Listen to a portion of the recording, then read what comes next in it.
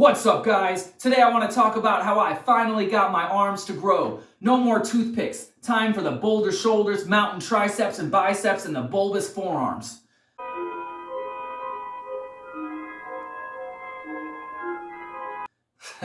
I'm just with you guys.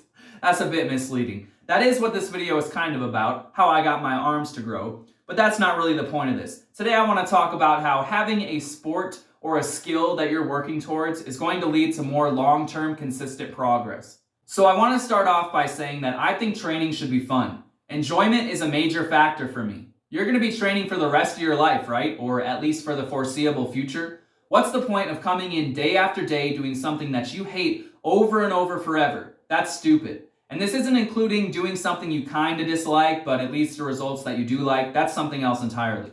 So one thing I've learned over the years is that you can build muscle and strength with pretty much anything. Your training doesn't have to be optimal, especially for those first 10 to 15 pounds of muscle. It might take you longer if you're not training optimally, which is probably with a barbell, but you can probably still get there. I mean, some of the most jacked guys I've ever seen have never touched a barbell. They do manual labor. Look at movers. They're moving pianos all day. You think that's not going to build muscle? I mean, a lot of those guys have a higher body fat percentage because they just don't care, but it's still there. So optimal training doesn't really matter. We could make the argument that when you're first starting out, maybe optimal training with the barbell would be good to set a base layer of strength and muscle, but that's a discussion for another time. So back to the start of this video, let me give you an example really quick. How I got bigger arms, or more specifically right now, how I didn't have big arms. I always hated curls. I don't know why. I hated curls. I hated training arms. I wouldn't do it.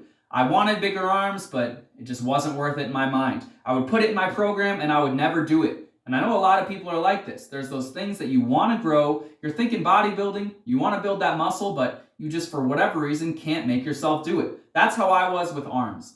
And what did this lead to? Well, I had small arms. My arms were relatively small to the rest of my body. My back and my chest and my neck and my traps and everything else, they were growing, but my arms were staying the same size. I didn't isolate them and they didn't grow. Who would have thought? So how did I eventually get them to grow? Knowing that I hated doing curls and obviously bodybuilding wasn't incentive enough for me, well, I found something that made me want to do curls. I found something that I actually cared so much about that I was willing to do curls. In fact, it actually made me like doing curls. And for me, that was stone lifting. It doesn't have to be stone lifting. I'll get more into that later. But in my example, at least, it was stone lifting. So when you're lifting a stone, the one thing that often holds you back, and a lot of people don't think about this, but the thing that holds you back is your weak link, which is your arms, your biceps. A lot of the stuff you're doing, you're using the strength of your arms to hold that stone in place. Obviously, there's other things working, but your arms are a major factor. So once I knew that, once it clicked in my head that if I want to get stronger at stone lifting, the thing that I have found that I love doing, then I got to do curls. Then I started hitting curls hard. I was doing them multiple times a week, different rep ranges, everything. And what do you know? My arms started to grow. And this idea can be applied to pretty much anything. Like I said, it doesn't just have to be stone lifting. That's just what I do because I like it. But the options are endless. There's an entire world of possibility. All you got to do is try something out. Eventually, you're going to find something you like. Maybe there's a local MMA gym that you start working out at and you realize you love that. So now when you go to train with a barbell, you realize, well, I need to strengthen this movement pattern so that I become stronger. I need to make this muscle bigger and stronger so I'm more resilient. Now your training has a purpose outside of just bodybuilding.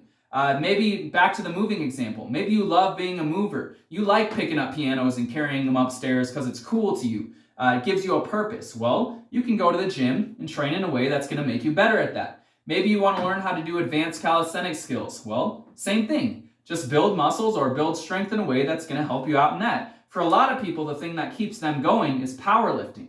And I know a lot of people talk bad about powerlifting, but it keeps people going to the gym. They realize I want to build my squat, bench, and deadlift, and I think the smart ones eventually realize they need to work on weak points. So now their gym time has a purpose. They're focusing on strengthening muscles or weak points that's going to allow them to lift more weights in the big three. And I think that having something you're working towards other than just bodybuilding it's critical for long-term adherence. It's going to make you want to go to the gym more often. Well, at this point in the video, you might be asking the question, isn't bodybuilding a skill? Isn't bodybuilding a goal worth working towards? And my answer would be yes, and that's enough for a lot of people. I love bodybuilding, you know? I like trying to figure out the best way to build bigger muscles. I've been training my back every day for almost 6 months now because I want it to get as big and strong as possible. I like bodybuilding, and bodybuilding will always be a big part of my motivation for going to the gym every day. But it wasn't enough to make me do curls.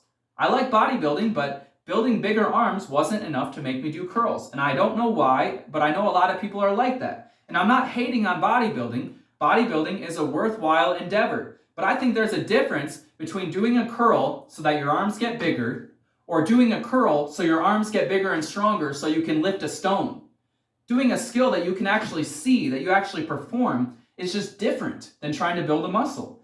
And you could say that the skill of bodybuilding is getting really good at lifting weights and programming, and that's a difficult skill to get good at. And I'm doing the same thing. I'm not saying I don't do this. I also do it. But having another reason for going to the gym has just taken my motivation to the next level, and now there's no weak links. I'm not neglecting anything because I have a reason. I have a next step to keep going. I want to end this video with one final idea.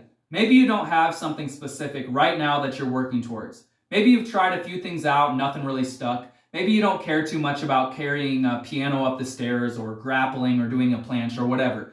And that's fine because there's another layer to this. Even for me, stone lifting isn't the final end goal. There's an ideal that I think we can all strive towards that I think is motivating for pretty much anyone. And that's becoming a general all-around badass. Let me give you an example, and I'm talking curls here, okay? Level 1 for bodybuilding. I do curls so I get bigger arms. Level 2, I do curls so that my arms get bigger and stronger so I become better at stone lifting. That's level 2. Level 3, I do curls so that I get bigger and stronger arms so I get better at stone lifting so I am more of a general all-around badass. Now that's motivating. If that doesn't motivate you, I don't know what will. And what does this entail? What does becoming a general all-around badass mean? Well, it's the ability to start at a higher level in any skill, to have the max amount of muscle, strength, endurance, body weight mastery, and mental willpower, to start to know that when you're going into any new endeavor, that you're going to start at a high level because you're already a general all-around badass. Now, if that's not motivating, I don't know what is. And that's all I have to say today. I hope that you liked the video. And like I said, I wasn't hating on bodybuilding. I like bodybuilding. I enjoy it. But I'm just trying to give you another way to look at your training. Maybe if you have something else that you're working towards, you'll be more motivated, because I skip curls forever, and I know a lot of you guys out there are skipping curls too. So if bodybuilding by itself hasn't been enough, maybe it's time to try working towards something else. So until next time, thanks for watching.